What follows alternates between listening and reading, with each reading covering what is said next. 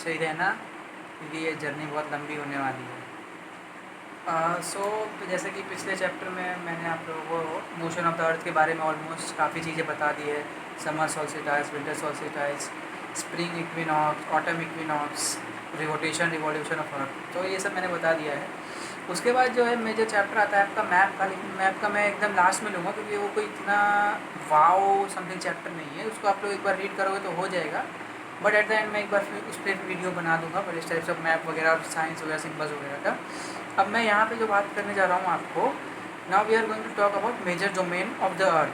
सो आज के मैं लेक्चर में आपको छोटा सा बताऊँगा कि क्या क्या मेजर डोमेन ऑफ अर्थ है, इन लिथोस्फीयर बताऊँगा और वेरियस कॉन्टिनेंट्स के बारे में आपको इन्फॉर्मेशन दूंगा। उसके बाद हम लोग नेक्स्ट लेक्चर में, अपकमिंग लेक्चर में हाइड्रो पढ़ेंगे एक लेक्चर में हम लोग पढ़ने वाले हैं एटमॉस्फेयर, और एक लेक्चर में पढ़ेंगे lithosphere. So all in all इस चैप्टर पे मैं आपको 4-5 लेक्चर में ओवरऑल कवर अप करने की ट्राई करने वाला हूँ। So let's start with the major domain of earth. जो मेजर डोमेन है अर्थ के, उनको बोला जाता है लिथोस्फीयर,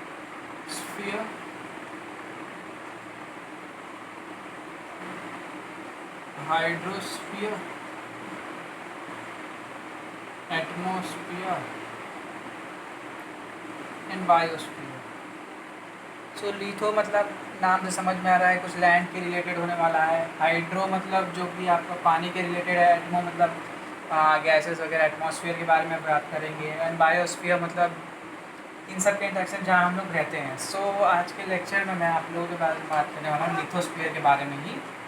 लिथोस्फीयर यानी एक्चुअली लिथोस्फीयर जो है उसको हम लोग अगर देखेंगे तो लिथोस्फीयर मतलब कि जो अर्थ पे लैंड है, lithosphere comprise of land, soil, stones, mud etcetera. मतलब ओवरऑल जितना भी सॉलिड पोर्शन ऑफ अर्थ है, whether it is land, soil, stone, mountain, plateau, plains, so ये सब कुछ आप लोगों का जो है वो लिथोस्फीयर के अंदर आता है। ओके, सो अब इसके बारे में मैं आपको बात करने जा रहा हूँ। Now we are going to talk about the 7 continents of the world, जो आप लोग इमेज में देख पा रहे हैं 7 कॉन्टिनेंट्स ऑफ द वर्ल्ड। सो बात करेंगे हम लोग एशिया के बारे में, बात करेंगे हम लोग अफ्रीका के बारे में, बात करेंगे हम लोग नॉर्थ अमेरिका के बारे में, बात करेंगे हम लोग साउथ अमेरिका के बारे में, बात करेंगे हम लोग एंटार्कटिका के बारे में, बात करेंगे हम लोग यूरोप के बारे में, बात करेंगे हम लोग ऑस्ट्रेलिया, ब्रिटली, डॉन ब्रैडमैन का घर ऑस्ट्रेलिया।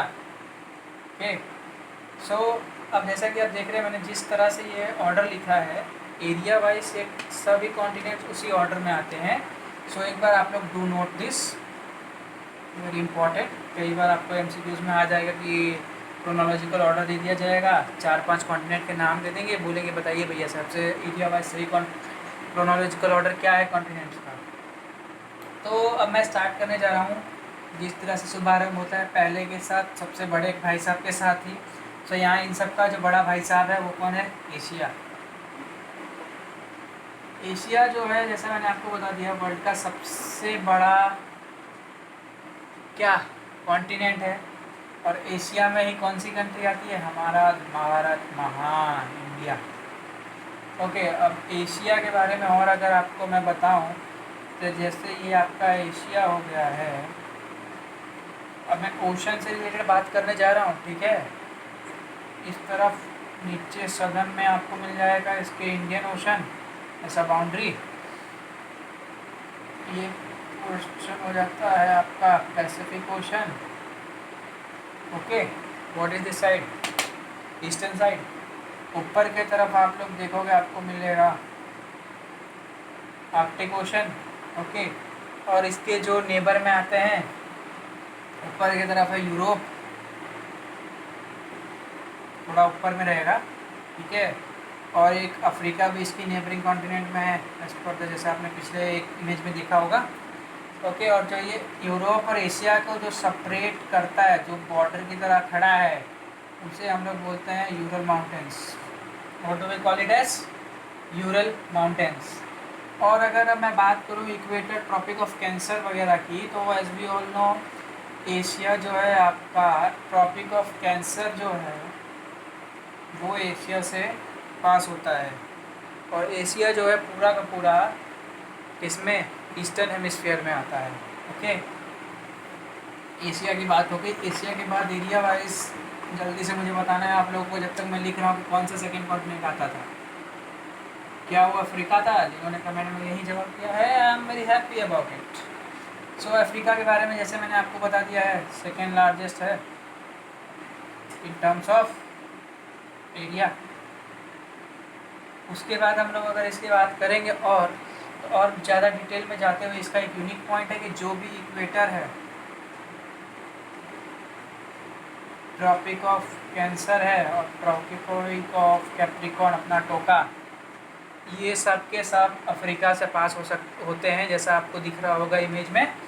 ओके, सो और अगर मैं बात करूँ इसके बारे में, तो यहाँ पे आपको मिल जाती है river Nile. What is river Nile? बताइए। Longest river of the world and Sahara desert, सबसे बड़ा डेजर्ट। अब अगर बात करते हैं ओशंस की, तो जो अफ्रीका है, अफ्रीका के नीचे सदर्न में आपको मिल जाता है, सदर्न ओशन आ जाएगा। ओके, टुवर्ड साउथ ईस्टर्न में आपको मिल जाता है इंडियन ओशन। देखिए, सदर्न का थोड़ा ऊपर नीचे हो सकता है, बट फिर भी वो एक सही है, ईस्टर्न। उसके बाद हम लोग बात करते हैं वेस्टर्न में। वेस्टर्न में आपको आ जाता है अटलांटिक ओशन। ओके, ये भरी सब ओशंस के बारे में हम लोग आगे के लेक्चर्स में बात करने वाले हैं। सो ये मैंने आपको एशिया का ओवरऑल बता दिया है, जितना था शॉर्ट एंड स्वीट। अफ्रीका के बारे में पॉज किया था, हो जाएगा ना कट। अफ्रीका है। अब अफ्रीका के बाद मैंने जैसे आपको बताया था, क्या था? North America. और नॉर्थ अमेरिका के बारे में अगर बात करते हैं, तो जैसा हमें पता है थर्ड है इन टर्म्स ऑफ एरिया। दूसरा इसमें पॉइंट है, तो ये नॉर्थन एंड वेस्टर्न हेमिस्फीयर में लाई करता है। ओके, और नॉर्थ अमेरिका और साउथ अमेरिका को जो सेपरेट करता है, उसको बोला जाता है पनामा का इस्थमस। इस्थमस क्या होता है? इस्थमस एक स्मॉल लैंड बॉडी होती है, लैंड होता है, स्मॉल पोर्शन ऑफ एक एरिया होता है जो दो बड़े मासेस को कनेक्ट करता है। मैंने आपको जो अफ्रीका के बारे में पढ़ाया था, सो उसमें एक पॉइंट और आपको याद रखने के लिए है कि जो यूरोप और अफ्रीका के बीच में एक सी आती है, उसको बोला जाता है मेडिटेरेनियन सी। बस ये नॉर्मल सा पॉइंट है, ज़्यादा कुछ इसमें ज़्यादा आपको डिटेल जाने की ज़रूरत नहीं है। नॉर्थ अमेरिका में बस इतना याद रखिए कि पनामा से, साउथ अमेरिका से इसको सेपरेट किया जाता है। नेक्स्ट भी है साउथ अमेरिका। तो साउथ अमेरिका की बात करूँ, तो साउथ अमेरिका में मेन जो है वो है माउंट एंडीज। माउंट एंडीज क्या है? ये आपका हो जाता है लॉन्गेस्ट माउंटेन रेंज। ओके, और अमेज़न नदी लार्जेस्ट है रिवर बेसिन के नाम पे। ओके, इतना याद रख लीजिए। साउथ अमेरिका के बाद में हम लोग आ जाते हैं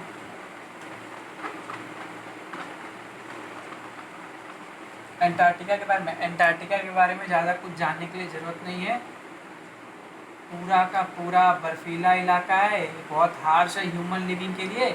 बस यहाँ पे वेरियस कंट्री का रिसर्च स्टेशन भी इस्टेब्लिश किया गया है, और जैसे इंडिया का भी है वहाँ पे। दक्षिण एक मैत्री है और एक दक्षिण गंगा है। ओके, दक्षिण गंगोत्री। ओके, इट्स दक्षिण गंगोत्री। बाय मिस्टेक थोड़ा बहुत इधर उधर नॉलेज कवर हो जाती है। Okay, Maitri and Dakshin Gangotri, this are the research station of India in Antarctica. अब अंटार्कटिका के बाद बारी आती है यूरोप की। यूरोप जो है आपका पूरा का पूरा यूरोप से जो पास होता है उसको बोलते हैं Arctic circle, passes through Europe. Ural mountains, इसका सिग्निफिकेंस आप लोगों को पता होना चाहिए क्या था कि यूरल माउंटेन जो एशिया और अफ्रीका को, एशिया और यूरोप को अलग करती है। ओके, नेक्स्ट पॉइंट जो था वो मेडिटेरेनियन सी, मेडिटेरेनियन सी क्या था? मेडिटेरेनियन सी दैट सेपरेट्स, एक तरह से मतलब दो, यूरोप और अफ्रीका के बीच में ये सी है। ओके, और इसको यूरोप और एशिया के कम्बिनेशन को बोला जाता है यूरेशिया, इतना याद रखिए आप लोग। Last and not the least, Australia. Australia के बारे में मैं आपको ज़्यादा कुछ बताऊंगा नहीं, ऑस्ट्रेलिया के बारे में आप इतना समझ जाइए, एक ये कंटिनेंट भी है और एक ये कंट्री भी है। ब्रेटली, ग्लेन मग्रा, बड़े बड़े क्रिकेटर भी हैं इसके में। इसको आइलैंड कंटिनेंट भी कहा जाता है। ओके, और इसके बारे में और एक पॉइंट जाना चाहिए आइलैंड कॉन्टिनेंट के, क्योंकि ये हर तरफ से ओशन से घिरा हुआ है, पैसिफिक ओशन से घिरा है, इंडियन ओशन से घिरा हुआ है। सो इतना आप लोग जान लीजिए इसके बारे में। So here we end up with our lecture on lithosphere. I hope मैंने आपको जितना भी पढ़ाया है वो आप लोगों को क्लियर होगा, और कुछ अगर इशू हो तो you can ask in the comment section. So let's meet in next lecture where we will be talking about the hydrosphere.